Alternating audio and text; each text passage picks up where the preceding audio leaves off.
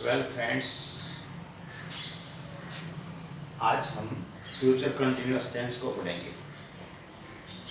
इससे पूर्व हमने फ्यूचर इंडेफिनिट टेंस को पढ़ा और हमने सीखा कि फ्यूचर इंडेफिनिट टेंस का प्रयोग हम कहाँ करेंगे। भविष्य काल के कौन से ऐसे वाक्य होंगे जिनको हम फ्यूचर इंडेफिनिट टेंस अर्थात फ्यूचर सिंपल में लिखेंगे। ये डिस्कस इससे पूर्व वीडियो में हमने फ्यूचर इंडेफिनिट टेंस को पढ़ाया, तब हमने किया। आज हम फ्यूचर कंटिन्यूअस टेंस को पढ़ेंगे।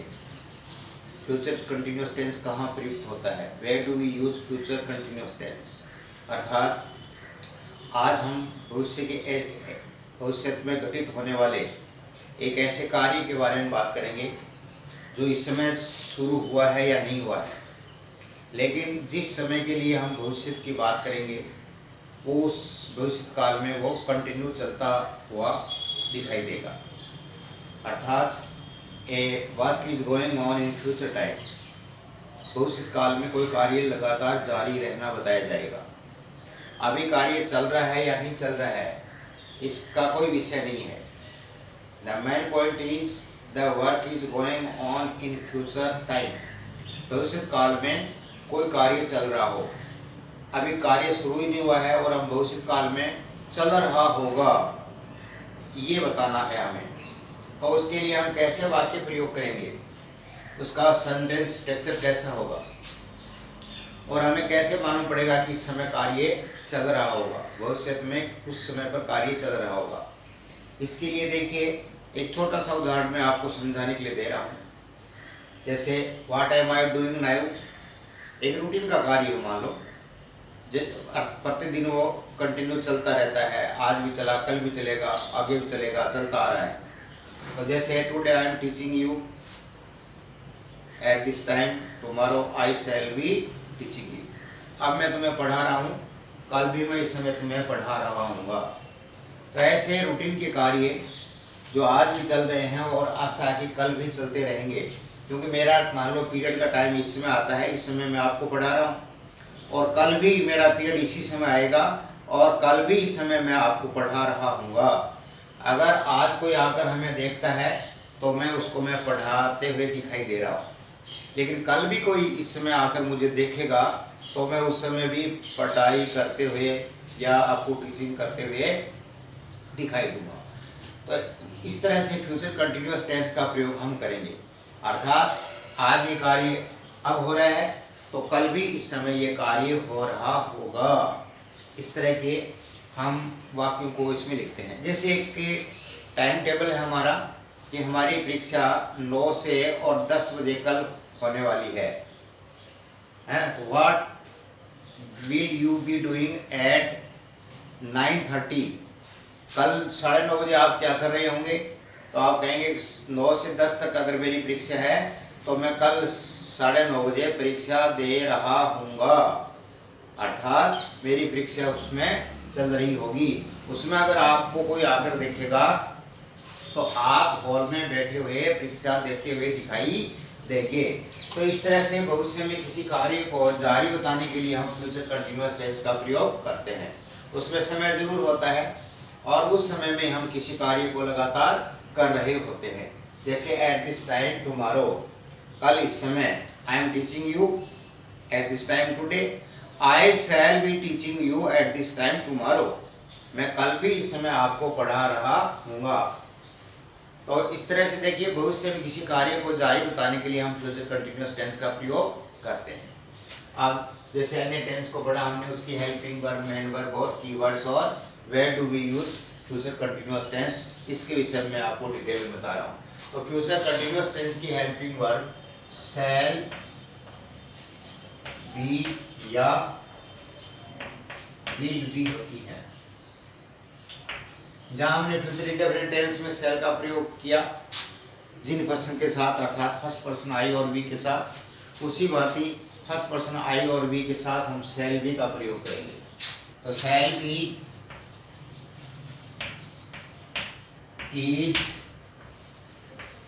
Used with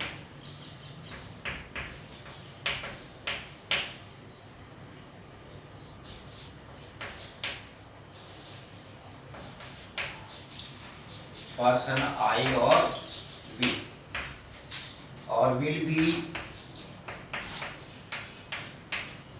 is used with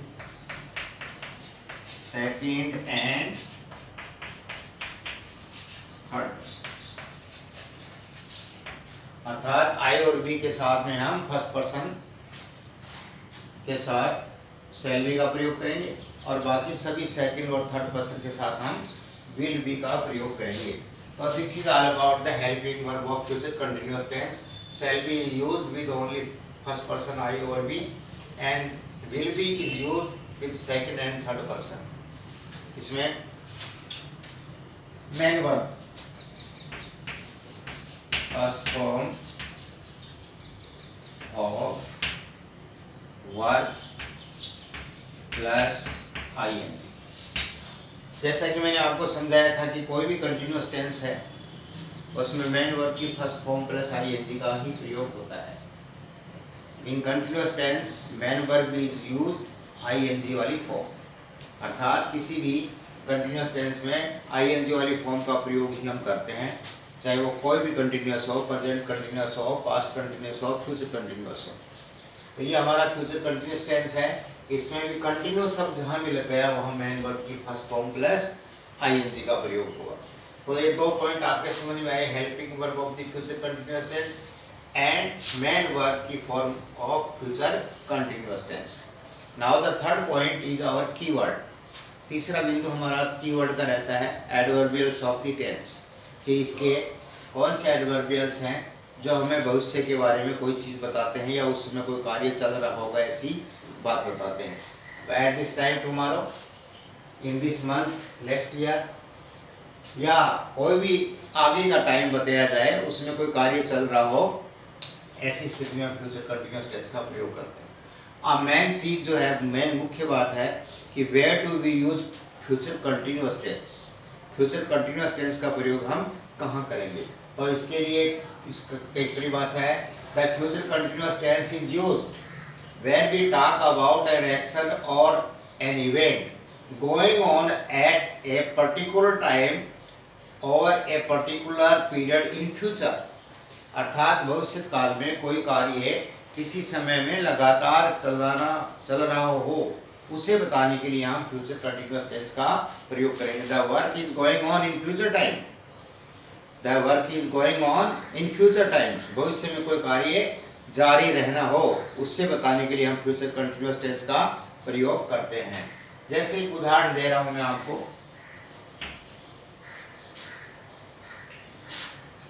I shall be teaching you at this time tomorrow. I shall be teaching you at this time tomorrow. कल इस समय मैं आपको पढ़ा रहा हूँगा। मान लीजिए कल कोई व्यक्ति यहाँ क्लासरूम में आता है तो वो हमें यहाँ क्या करते हुए दिखाई देगा, मुझे पढ़ाते हुए दिखाई देखेगा।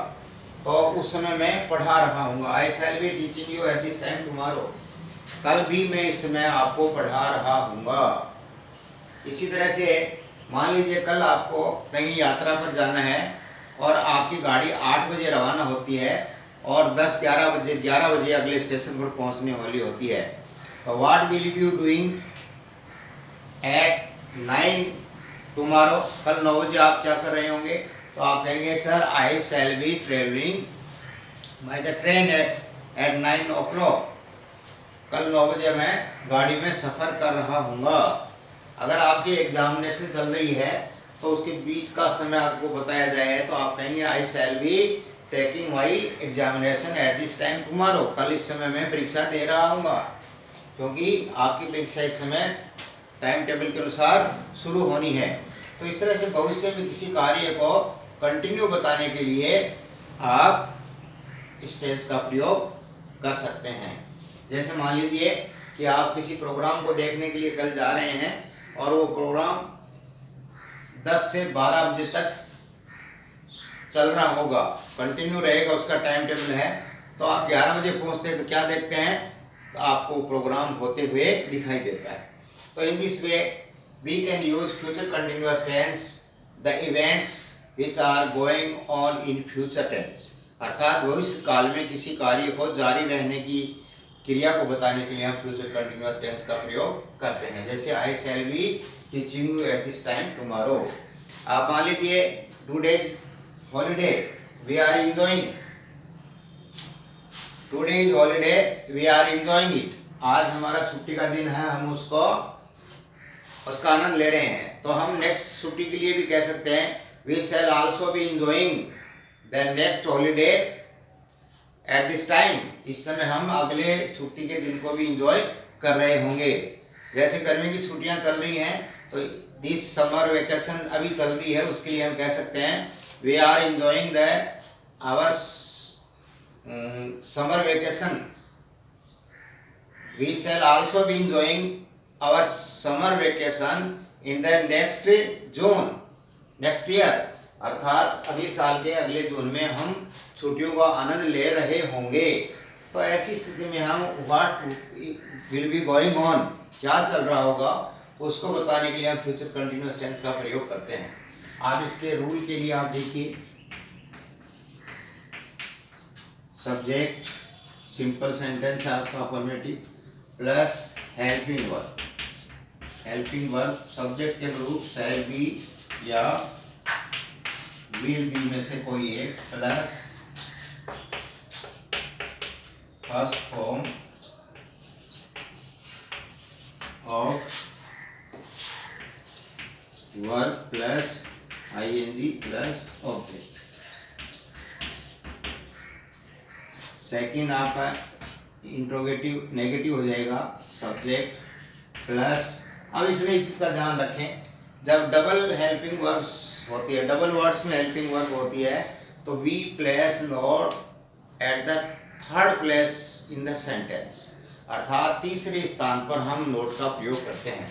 तो इसका क्या हो जाएगा, सब्जेक्ट प्लस शैल या विल में से कोई एक प्लस नोट, और फिर उसके बाद हम बी का प्रयोग करेंगे। इस तरह से हो जाएगा, अर्थात shall be plus not plus be, subject plus shall be plus not plus be, फिर आगे प्लस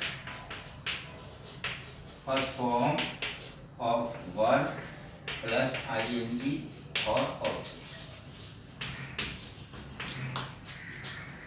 थर्ड सेंटेंस लेंगे हम इंट्रोगेटिव सेंटेंस, तो helping verb plus subject plus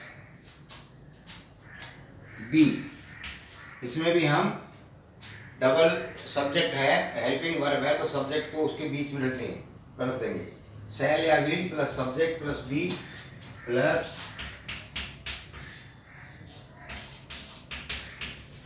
first form of verb plus ING plus object plus interrogative mark. और interrogative और negative sentence हमारा बनेगा helping verb plus subject plus not plus be plus first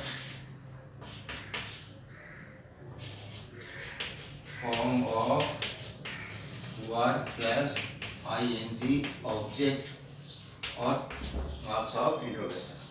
तो in this way we can write four kind of sentence, simple, negative, interrogative and negative। जैसे I shall be teaching you at this time tomorrow, इसको negative बनाएंगे तो हम लिखेंगे I shall not be teaching you at this time tomorrow।